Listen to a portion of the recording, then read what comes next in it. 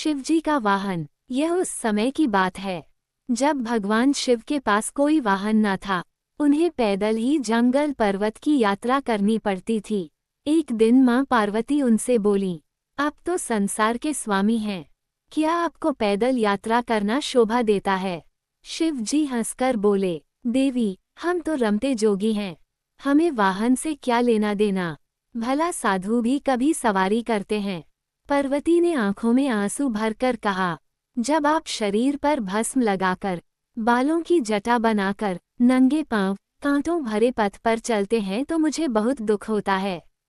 शिव जी ने उन्हें बार बार समझाया परंतु वह जिद पर अड़ी रहीं। बिना किसी सुविधा के जंगल में रहना पार्वती को स्वीकार था, परंतु वह शिवजी के लिए सवारी चाहती थीं। अब भोले भंडारी चिंतित हुए, भला वाहन किसे बनाएं? उन्होंने देवताओं को बुलवा भेजा। नारद मुनि ने सभी देवों तक उनका संदेश पहुंचाया। सभी देवता घबरा गए, कहीं हमारे वाहन न ले लें।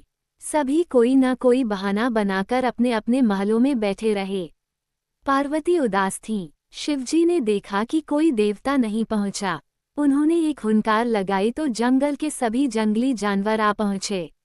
शिवजी ने उनसे कहा, तुम्हारी मां पार्वती चाहती है कि मेरे पास कोई वाहन होना चाहिए।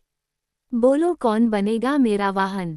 सभी जानवर खुशी से झूम उठे।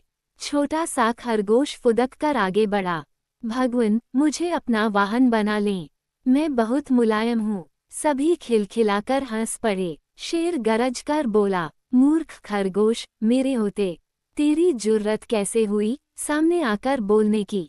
बेचारा खरगोश चुपचाप कोने में बैठकर गाजर खाने लगा। शेर हाथ जोड़कर बोला, प्रभु, मैं जंगल का राजा हूँ, शक्ति में मेरा कोई सामना नहीं कर सकता, मुझे अपनी सवारी बना लें। उसकी बात समाप्त होने से पहले ही हाथी बीच में बोल पड़ा, मेरे अलावा और कोई इस काम के लिए ठीक नहीं है। मैं गर्मी के मौसम में अपनी सूंड में पानी भरकर महादेव को नहलाऊंगा।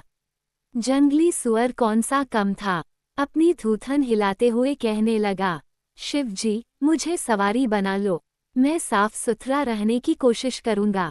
कहकर वह अपने शरीर की कीचड़ चाटने लगा। कस्तूरी हिरन ने नाक पर हाथ रखा और बोला, छी, कितनी गंदी बदबू आ रही है, चल भाग यहाँ से, मेरी पीठ पर शिवजी सवारी करेंगे। उसी तरह सभी जानवर अपना अपना दावा जताने लगे। शिवजी ने सबको शांत कराया और बोले, कुछ ही दिनों बाद मैं सब जानवरों से एक चीज मांगूंगा, जो मुझे वहला देगा वही मेरा वाहन होगा। नंदी बैल भी वहीं खड़ा था।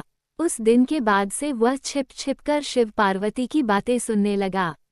घंटों भूख प्यास की परवाह किए बिना वह छिपा रहता। एक दिन उसे पता चल गया कि शिवजी बरसात के मौसम में सूखी लकड़ियां मांगेंगे। उसने पहले ही सारी तैयारी कर ली। बरसात का मौसम आया, सारा जंगल पानी से भर गया। ऐसे में शिवजी ने सूखी लकड़ियों की मांग की तो सभी जानवर एक दूसरे का मुंह ताकने लगे। बैल गया और बहुत सी लकड़ियों के गट्ठर ले आया। भगवान शिव बहुत प्रसन्न हुए। मन ही मन वे जानते थे कि बैल ने उनकी बातें सुनी हैं। फिर भी उन्होंने नंदी बैल को अपना वाहन चुन लिया। सारे जानवर उनकी और मां पार्वती की जय जयकार करते लौट गए। आप लोगों को यह वीडियो पसंद आई हो तो प्लीज़ चैनल को सब्सक्राइब करें, लाइक करें और कमेंट में यह जरूर बताएं कि यह कहानी आपको कैसी लगी। हर हर महादेव।